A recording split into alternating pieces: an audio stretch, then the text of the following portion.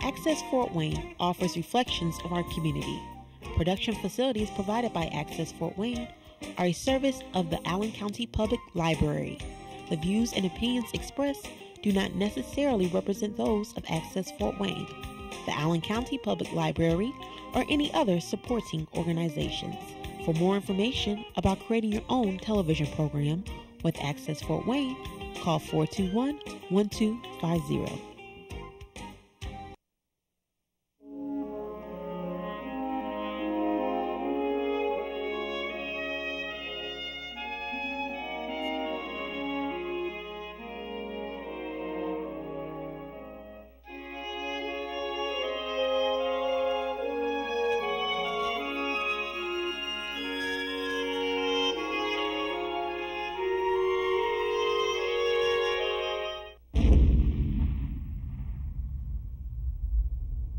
Hello, and welcome to our show, The American Veteran. I'm Dale Parrish, your host, with Carl Fowler as co-host. Also with us today is Bob Meyers. He's the director of the Northeast Indiana Honor Flight and also a veteran of the 122nd here in Bear Field. Our guest today is Roger Meyers. He's a World War II veteran, I believe a bombardier, and also the curator of the Air Force or the Air Museum at Bear Field. It's still Bear Field to me. International Airport. Yeah. Welcome to the show to both of you.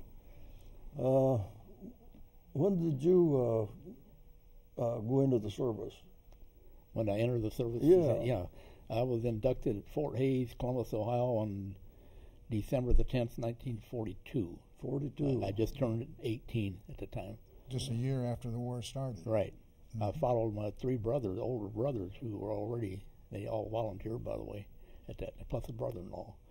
So our family home had 5 service flags in the window in the shape of a V. Oh. And I,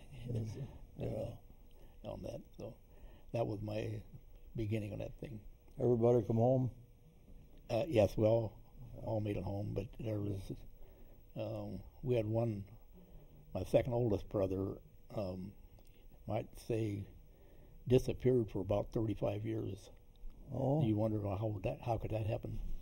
But I'll probably tell you some more about that maybe without the camera and so forth. But he passed away about 3 years ago. But kind of a sad situation there. And I think his service had to do with what went on. So. Okay, how'd you? Did you volunteer for a bombardier? No, I really wanted to be a pilot on the thing, but generally, and I passed their physicals, by the way. My initial thing from Fort Hays, Columbus, they put us on a train. I had never been across the Ohio River before, and didn't know. And of course, it was a policy then. There was no, people just didn't know. They weren't told, how many troops are here. Like nowadays, you watch the news and they tell you how many people are going to pull out and push in or something. But anyway, I was on a train 2 days and a half later at Miami Beach, Florida. And, I thought, man, this is living. Here it is in December, winter time, and I'm down in with a millionaires down. Well, they put us up in some they didn't have the accommodation, so there weren't near as many hotels there, but they put us up in what they had, and it was pretty good living. I was supposed to get basic training. I was supposed to be there for 9 weeks. I was there for 10 days. I was on a train again, and guess what? I got up Scott Field and Snow Country up Illinois. Well, that was kind of a letdown there. And meanwhile, I was in contact with with my dad. Our mother had passed away in 1939, but he was home alone, so I kept him pretty well informed. But did more writing. Phone calls, by the way, during the war were at long distance. You almost had to arrange them a day or two in advance and have the Red Cross do it because there just weren't that many. No one was walking around with a cell phone, but never thought they would. Well, anyhow, in Scott Field, they put me through a training for communications, radio operator and so forth. But initially, I had put down I wanted to be a pilot on a thing. And from there, I went to Tyndall Field, Florida. It's a gunnery school. I think it still is, Bob. It's aerial gunnery where we were firing from AT-6, the rear seat, at tow targets being towed by women generally across the Gulf there on it. And from there, they sent me up all the way to Pullman, Washington. That's the way across the country. There, they call it a college training detachment. A number of colleges in the United States signed up for this procedure. What it helped the college in as much as they had lost professors and everything else to the draft and everything else. They needed to have some justify their existence, you might say. So we learned our instruments and so forth, and up there about 2 or 3 months. And they sent me to Santa Ana, California, and that was a pre-flight thing. And there's where they weeded out, I shouldn't say weeded out, but they had bombardiers, navigators, and pilots there. And mostly depended upon the need at the time, how much their losses were over Europe and so forth, or over Japan on it. But anyhow, I got scheduled into a bombardier school at Carlsbad, New Mexico. And that was almost a 7 months thing. We did a heck of a lot of flying there in AT-11s. It's a twin-engine Beech now. Carried 3 students and a pilot and an instructor. And we bombed a lot of. They had targets out in the west. You got a lot of wide open spaces there and all. And I had a couple incidents there. I don't hate to use your time here about it, but I accidentally bombed a ranch water system. Water tower, you knocked it down. Huh? Well, their things out there were usually pretty huge. It didn't have a top on them. They were wooden thing, and they pumped water by windmill constantly because they had a lot of cattle. But now, when I say bombardier, I was a serious bomber. I was just 19 or 20, something like that. But I really worked at it. I didn't carouse around. I would go to the. So they usually had me.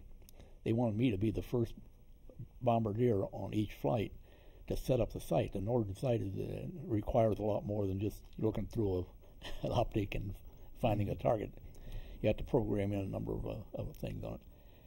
But the one thing was, they said, you should pick out a target that you can see out there maybe 15, 20 miles and synchronize on it. And do everything except don't drop your bomb. You can think, well, Roger was... My instructor was sitting behind me there on a little stool, and he was smoking a cigarette or looking at a comic book or something. But wasn't paying any attention. But the idea was you open your bomb bay door and everything, because that affects the attitude of your flight and everything else. Right. I did all that, but bingo, I dropped one.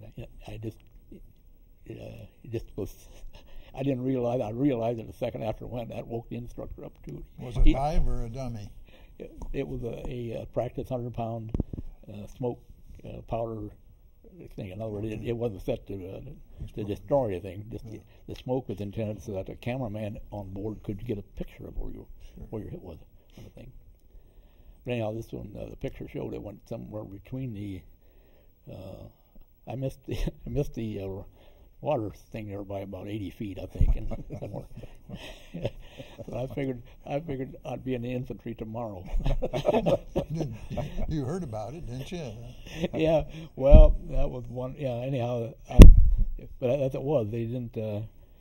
Instructor, he didn't know what was going to happen. He said, pretty unusual. I said, well, it wasn't intentional. I said, I just got engrossed in what I was doing.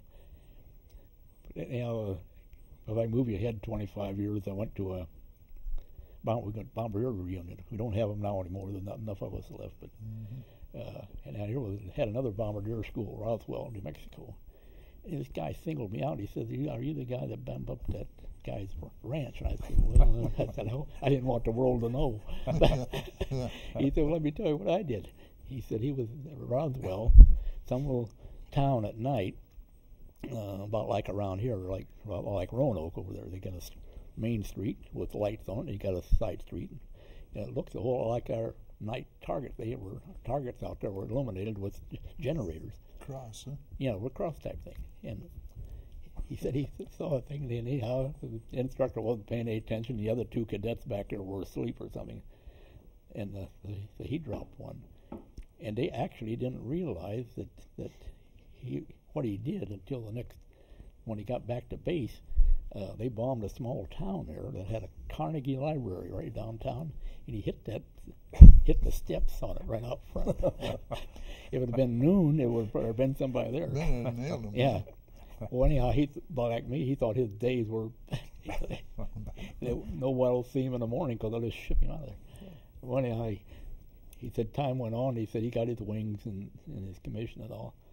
And the war was over 20 years. He said he got a call one day from the mayor of this little town, and said we'd kind of like to, with any chance you could come out and visit us. And he said right away, I thought about a tar and feather. I said, Either there, you get may that, get a bill. Yeah, how did they find out with me type thing?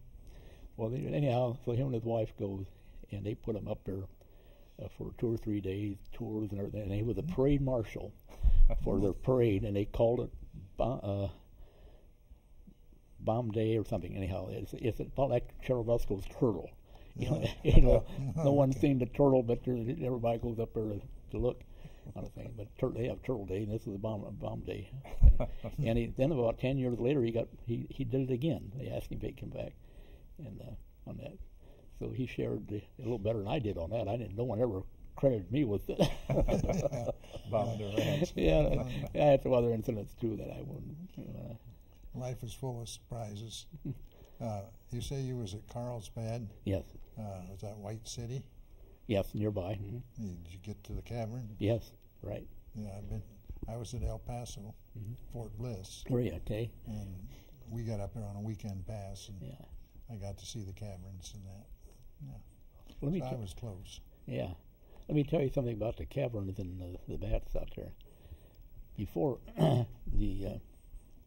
that one year I had at home with just Dad and I. Dad was a flour miller, had an elevator, grain and stuff.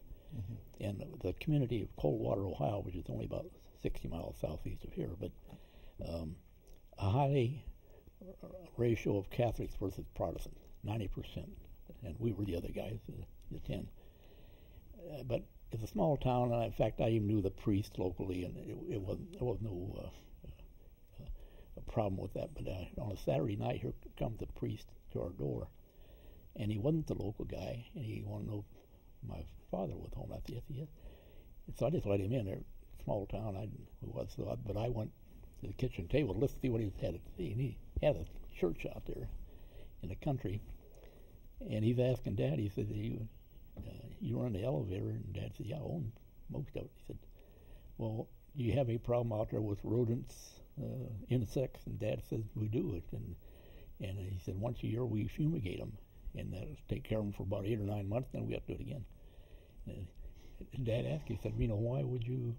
He said, well, we got in our church, it's been there over 100 years. In later years, we've had, when he started playing the organ, there's a couple bats that come across the congregation. He said some of the women out there Terrified. they want to go somewhere else. Yeah, there's a lot of churches right around here. and he wanted to know if Dad's fumigating would do that. And Dad said, well, he said, we use cyanide, and that'll kill any living thing that's even close by. So anyhow, that was on a Saturday. That Monday, Dad said, we'll come out and take a look. Well, when he said we'll, that was me and him. I was 17. I was able to climb the ladder and crawl on my knees to get over across from the steeple to the attic. And they did have bats. They had them hanging on the rafters, about as many as you could see. And I could see where they're getting in around the edges. Well, anyhow, Dad told the priest, he said, you've got them. And he said, we could get them, but we don't do the work of sealing up the church if you get your manpower out. So about a month later, they called and said, we're ready to go. And anyhow, they arranged. He said there won't be any funeral, no wedding, nothing. Nobody's going to our church for a week. So we had it there. And so I was Dad's helper, and to set off cyanide, you use water and sulfuric acid in crocks. We set 7 of them down there, and the building was all sealed up. Anyhow, I dropped 3 of those, and Dad did 4. We could run inside of each other in case one of them had a problem or something to get out. Anyhow, we did it, and 2 days later, we went out and opened up the church windows and so forth. Didn't go in it, but just put some fans around and aired it out. Well, about 3 weeks after that, that's when I went into the service, and Dad was writing me, and he mentioned about the bats and so forth. And I wrote him back. Of course, by that time I was at Carlsbad, and I wrote him back. I said, he comes to bats, and see him out here. There are millions of them. People pay to see them. Yeah. Yeah, they come out of that cave. They just darken the sky. Yeah. Anyhow, we went on, and I didn't pay much. Working with the Northern Bomb Site, our mail was centered to some degree. Anyhow, about 3 months into this thing, and I got a call to the orderly room. They called them at that time. And they took me downtown Carlsbad, and Carlsbad was a little bigger than Roanoke, but not much more, I think. A small town. Yeah. And took me to a post office there, and the driver of this car, the only time I rode in a staff car was then. I said, "Where are we going and why?" And he said, "My order is to take you to the post office." And he said, "I don't know anything else." So anyhow, I go in there, and here was a major back there in our office. Of course, I was a cadet, standing firm, yes or no, sir. You only had 5 words you could use. And anyhow, I identified myself and everything else.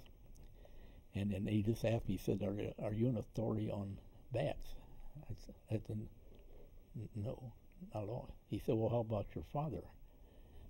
I said, is he an authority? And I said, no. And he said, well, there's something about a church in here. Do you know, if he had centered somewhere mail, he said, do you know you killed a priest cat?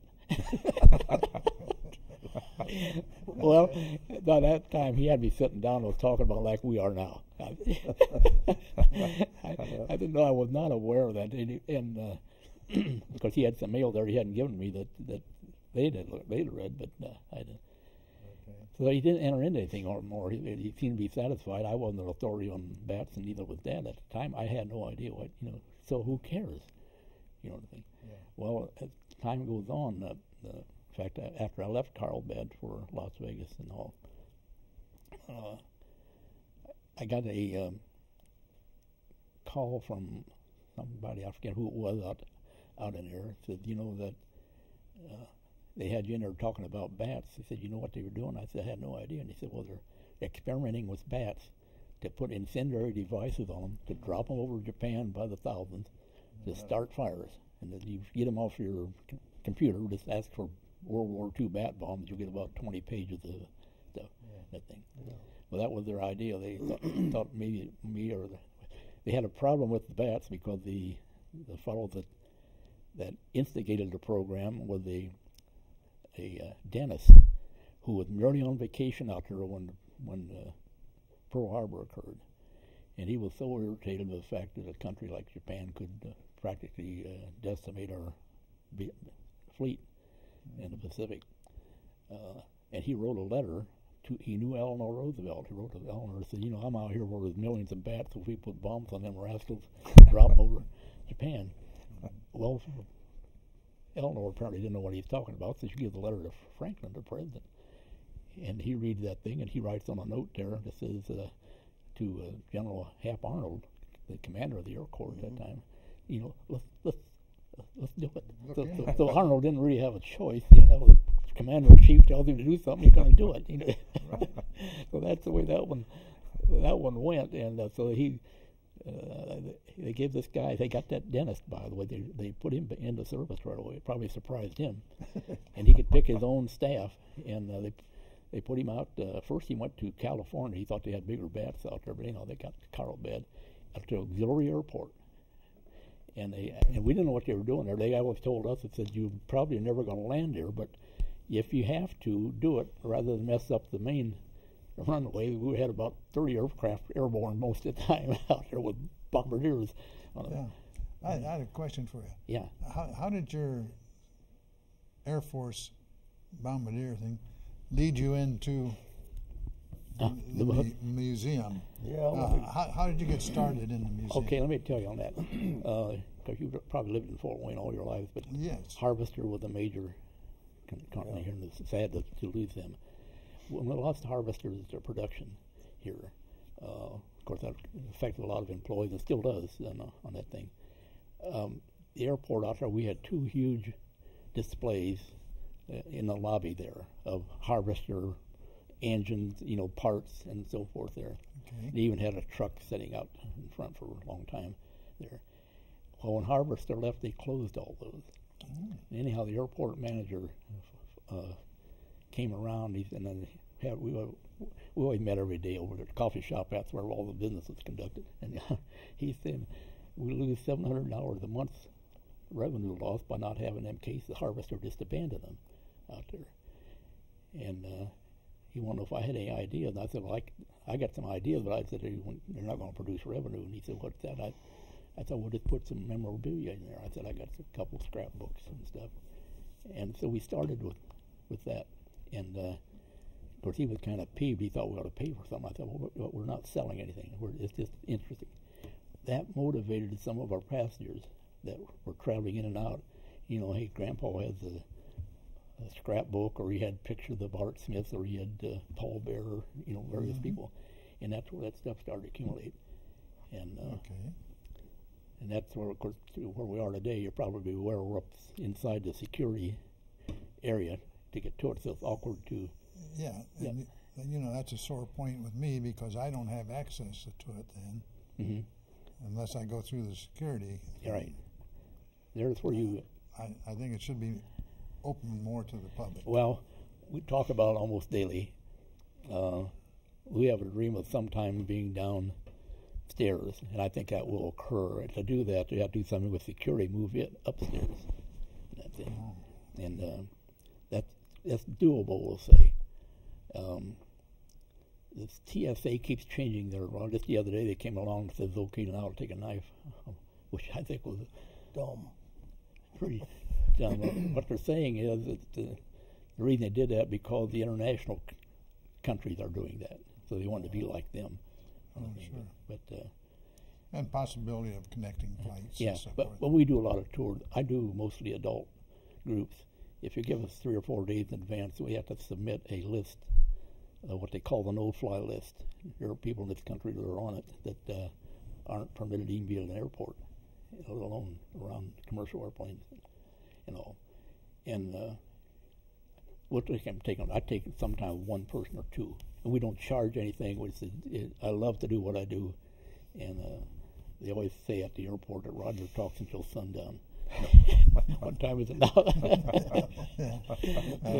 So I can keep it. So I've got a lot of historic things in my mind mostly, and we got and it gradually add to it. It hadn't been publicized, but about 2 months ago we had a rainstorm over the Labor Day weekend there. And the airport was working on the roof on top, and apparently they had a 3-day vacation. We had some pretty good showers there, and the thing leaked on part of our displays. Yeah, So we got about 10% of our displays out of there now. Some of them are with the Historical Society downtown. They have better know how to retrieve the posters and photographs and things, get them back in. And they're working with the contractor now. Someone there, we'll have some pretty good expenses on recovering some of that on the thing. So, do you see your museum growing, or do you even have room to grow? What I think, I don't want you're not on camera anymore, am I? With that?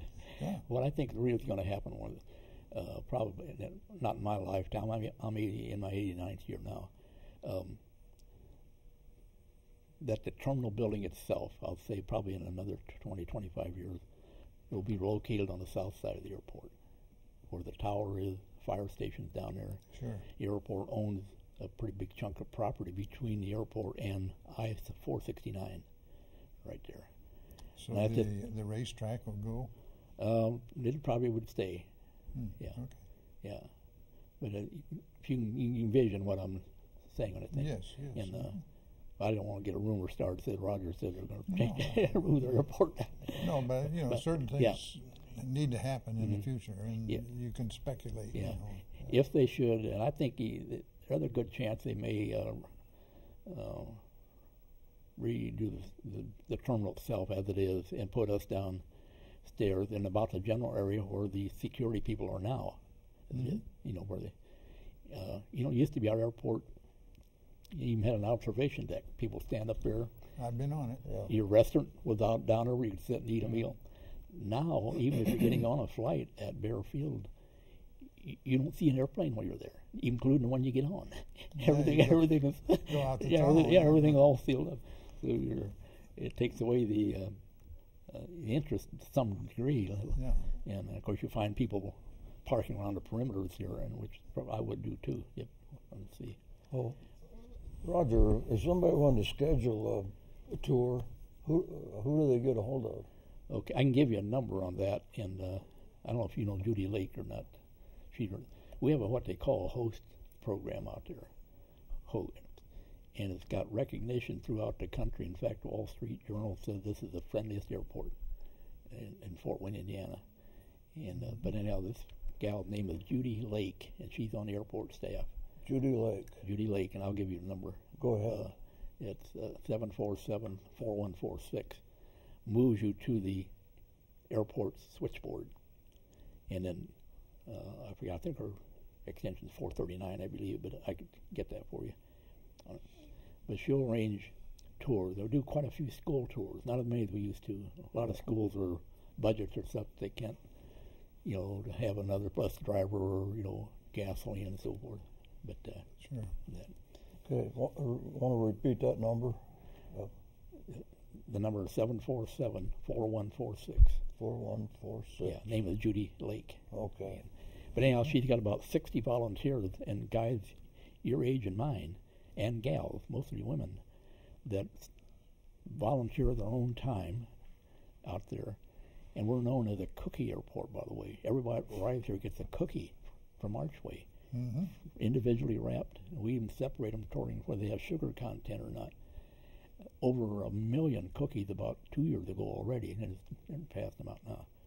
And it's funny, once in a while you see a small kid get off. They said they like Fort Wayne because they get a cookie.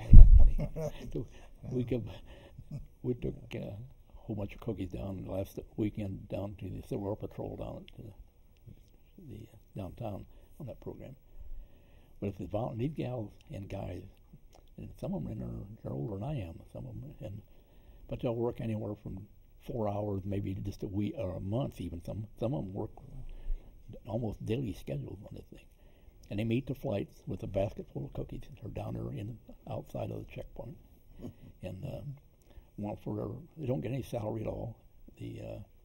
I keep telling people that I know pretty well that Judy is really the boss in disguise, like his television thing. I think she's really the airport director, but she has more people she directs. She's got 60-some people that she has to get to work voluntarily, not paying them anything. How do you do that when you can't even get your people you pay to do that? There's a pretty good system on it, and she does a great job, and she arranges the tours and she consults with me. I never have a tour there, but I don't give them advance, even if it's 1 or 2 or half a dozen people. Okay. Roger, sir. Appreciate you being on the show. Bob, glad you're here too. Carl, thank you, Carl. Roger. Yeah. Thanks for having me here. It's been a pleasure talking to you guys and listening to your stories. If you enjoyed the program, we're on every Friday evening at 7 o'clock. So if you see a veteran or someone in uniform, just walk up to them, say thank you for your service, and thank you, and good night. Okay. Very good. Thank you. Take care. Thank you. Bob, have you got one? Oh, yeah, I read it.